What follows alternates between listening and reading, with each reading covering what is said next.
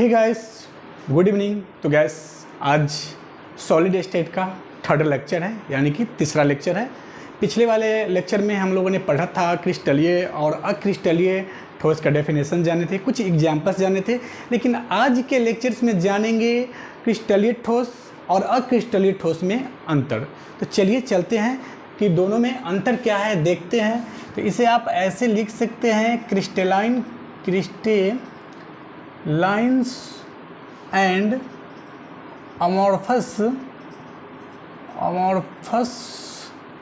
Solid elementary idea.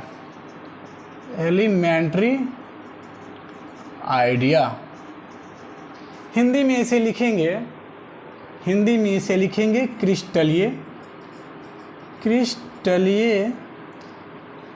तथा अक्रिस्टलीय पदार्थों के मध्य अंतर। ये हो गया। अब हम दोनों का अंतर जानेंगे कि दोनों में अंतर क्या है।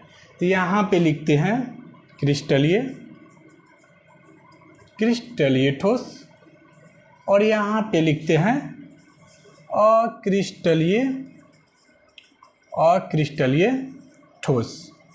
दोनों में अंतर जानेंगे। दोनों में अंतर क्या है, तो आप लोगों ने पढ़ा होगा पहला अंतर इसमें क्रिस्टलीय ठोस में पहला अंतर, इसमें अवयवी कण व्यवस्थित होते हैं। पिछले वाले लेक्चर में आए अवयवी कण व्यवस्थित कैसे रहते हैं, अब व्यवस्थित कैसे नहीं रहते हैं, दोनों मैंने बताया था। फिर से आप देख सकते हैं उस वीडियोज को। फिर मैं शॉर्ट में बताता हूँ कि इसमें अवयवी कण व्यवस्थित होते हैं और इसमें अवयवी कण व्यवस्थित नहीं होते हैं। अक्रिस्टलीय में अवयवी कण व्यवस्थित नहीं होते हैं। तो इसमें अवयवी कण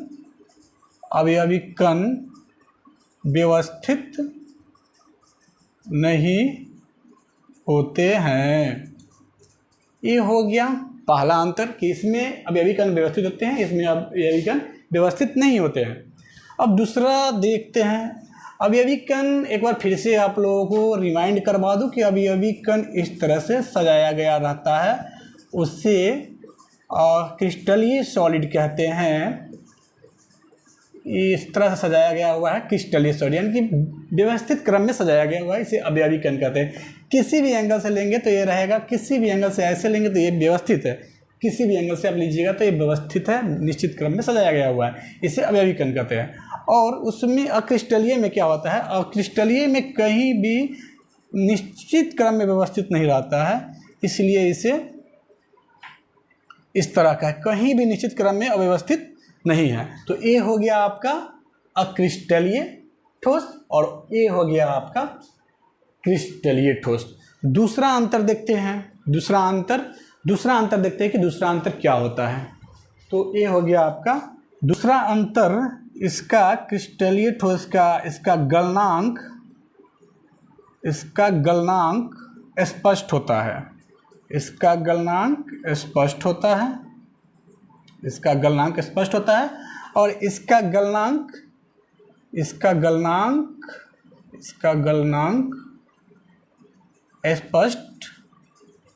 नहीं होता है।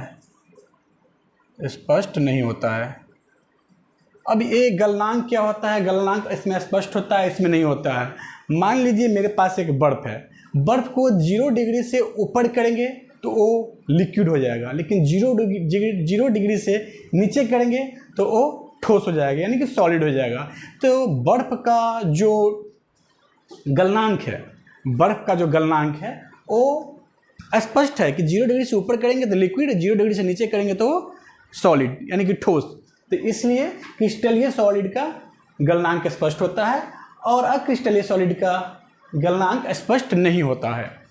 अब जानेंगे तीसरा अंतर, यह विषम दैशिक होता है, यह विषम दैशिक होता है और अक्रिस्टलीय या समदैशिक होता है, या विषमदैशिक होता है, या समदैशिक होता है। अब ये विषमदैशिक समदैशिक क्या है? विषमदैशिक का मतलब हुआ कि प्रकाश या विद्युत या चुंबक अगर प्रवाहित हो रहा है, विषमदैशिक का मतलब दूसरे दिशा, इसे आप उल्टा कह सकते हैं, लेकिन हम यहाँ पे उल्टा ना करके दूसरे दिशा कहेंगे, क्योंकि अगर प्रकाश कहीं से आ रहा है, यहाँ पे प्रकाश आ रहा है, विद्युत आ रहा है या चुंबक आ रहा है, ये प्रकाश हो, विद्युत हो, चुंबक हो, ये आ रहा है, अगर दूसरी दिशा में निर्गत हो गया तो यह विषमदैशिक होता है और यह समदैशिक होता है। समदैशिक का मतलब हुआ कि प्रकाश सीधा आया और फिर यहाँ से निकल गया, तो इसे समदैशिक कहते हैं।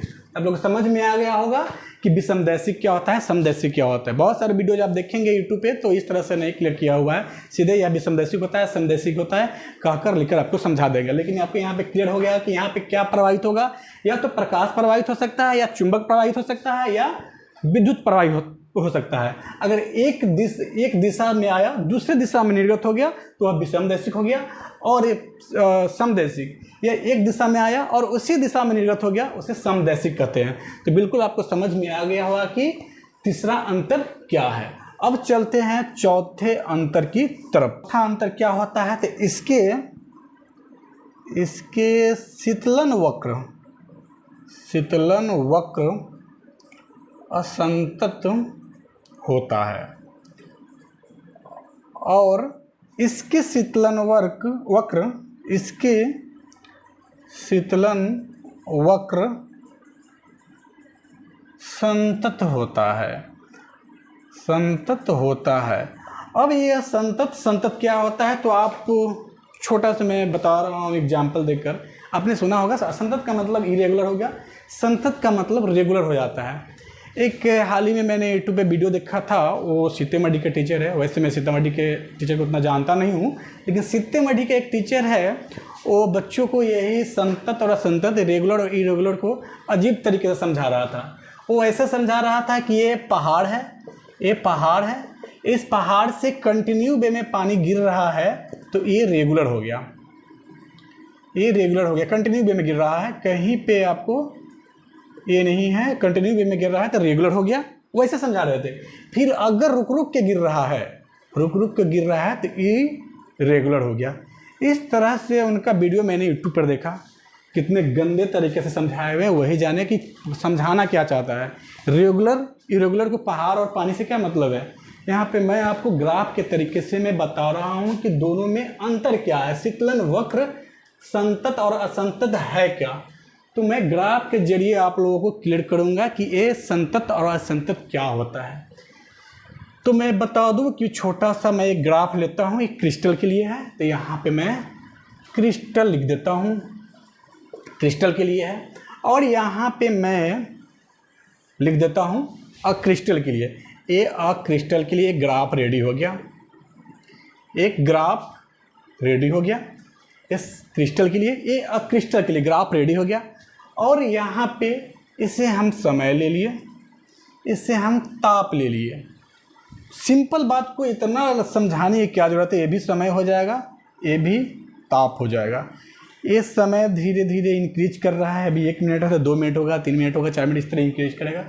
यहाँ भी समय इंक्रीज करता रहेगा। तो सिंपल सी बात है कि अलग अलग टाइमिंग पे अलग अलग टेम्परेचर रिलीज हो रहा है, अलग अलग टाइमिंग पे अलग अलग टेम्परेचर रिलीज हो रहा है, तो उसे इरेगुलर कहते हैं। कॉमन सी बात है, इसे अलग अलग टाइमिंग पे यहाँ पे टॉप टेम्परेचर गिरा, फिर उसके बाद यहाँ पे आया, कुछ देर के लिए यहाँ पे स्टोर हो गया, फिर स्टोर हो गया यानी कि यहाँ पे स्टोर कर लिया टेम्परेचर को, कुछ देर जिस तरह से ताप देंगे, टेम्परेचर देंगे, उस तरह से स्टोर करेगा, छोड़ेगा। तो इरेगुलर वे में ये टाइम के हिसाब से जैसे जैसे टेम्परेचर रिलीज करेगा, जैसे जैसे टेम्परेचर रिलीज करेगा, एक बार में रिलीज करेगा नहीं, जैसे जैसे टाइम देंगे वैसे वैसे रिलीज करेगा। तो अलग अलग टाइमिंग पे अलग अलग टेम्परेचर रिलीज होगा, उसे इरेगुलर कहते हैं, यानी कि असंतत कहते हैं। ये हो गया। इससे अक्रिस्टल में क्या होता है कि अलग अलग टाइमिंग पे सेम टेम्परेचर रिलीज होता है, अलग अलग टाइमिंग पे सेम टेम्परेचर रिलीज होता है, उसे संतत कहते हैं। यानी कि यहाँ से टेम्परेचर स्टार्ट हुआ तो वही सेम गिरा नहीं है, एक कहीं कहीं पे खास टाइम पे टेम्परेचर को स्टोर भी कर सकता है, खास टाइमिंग पे टेम्परेचर को स्टोर भी कर सकता है, लेकिन ये अलग अलग टाइमिंग पे भी सेम टेम्परेचर रिलीज करता है, तो इसे संतत कहते हैं। आई होप आप लोगों को संतत और असंतत समझ में आ गया होगा। तो चलते हैं, इससे मिटाते हैं और चलते हैं पांचवा अंतर क्या है। इसका पांचवा अंतर जानेंगे कि इसका पांचवा अंतर क्या है। पांचवा अंतर है इसका, इसे वास्तविक ठोस माना जाता है, यानी कि क्रिस्टल सॉलिड ठोस ही है, लेकिन इसे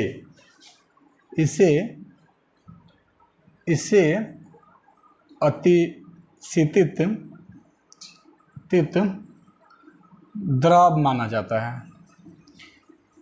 इसे अतिशीतित द्रव माना जाता है, यानी कि इसे आप सॉलिड नहीं कह सकते हैं, इसे द्रव में काउंट किया जाता है और इसे रियल सॉलिड में काउंट किया जाता है।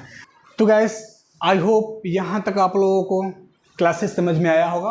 अगर समझ में आया होगा तो लाइक करें, सब्सक्राइब करें एंड शेयर करें। मिलते हैं फिर नेक्स्ट लेक्चर में। नेक्स्ट लेक्चर होगा बंधों के आधार पे ठोस की वर्गीकरण, यानी कि हम अब नेक्स्ट लेक्चर में ठोस का वर्गीकरण पढ़ेंगे। किसके आधार पे? तो बंधों के आधार पे। और बंधों के आधार क्या है मैं नेक्स्ट लेक्चर में आप लोगों को बताऊंगा। तब तक के लिए थैंक्स फॉर वॉचिंग। जय हिंद।